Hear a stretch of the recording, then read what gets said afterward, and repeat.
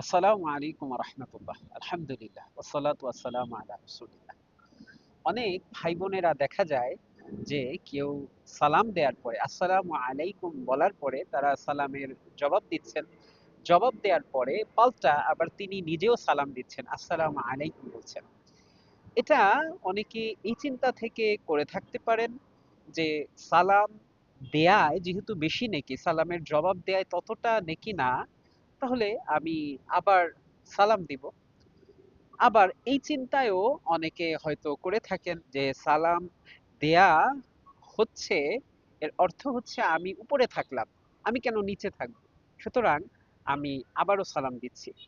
এর উল্টোটাও হয়। অনেক সময় দেখা যাচ্ছে যে বস তার অধীনস্থ কোনো ব্যক্তিকে, যিনি হচ্ছে তার অধীনস্থ ব্যক্তি, তার কর্মচারী তাকে আগে সালাম দিয়ে দিয়েছে। তো অধীনস্থ ব্যক্তি কর্মচারী চিন্তা করছে আমার একটা ভদ্রতা দেখিয়ে, আমার একটু বসকে শ্রদ্ধা দেখিয়ে আবারও সালাম দেয়া দরকার, তিনি আবারও আসসালামু আলাইকুম বলছেন। এর আসলে বিধান কি? আল্লাহ রসুল সাল্লাল্লাহু আলাইহি ওয়াসাল্লাম বলেছেন, মানে আমিলা আমালান লাইসা আলাইহি আমরুনা ফাহুয়া রদ।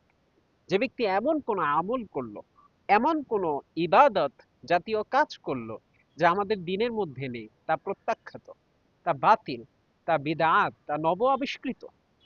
সুতরাং সালাম যেহেতু একটি ইবাদত, একটি আমল, আল্লাহ সুবহানাহু ওয়া তাআলা বা আল্লাহ রসুল সাল্লাল্লাহু আলাইহি ওয়াসাল্লাম সালাম দেওয়ার পরে সালামের জবাব দেয়া, এটাই আমাদের শিখিয়েছেন।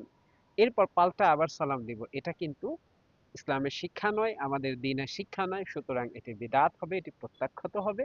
আল্লাহ সুবহানাহু ওয়া তাআলা আমাদেরকে বোঝার তৌফিক দান করুন। আসসালামু আলাইকুম ওয়া রাহমাতুল্লাহ।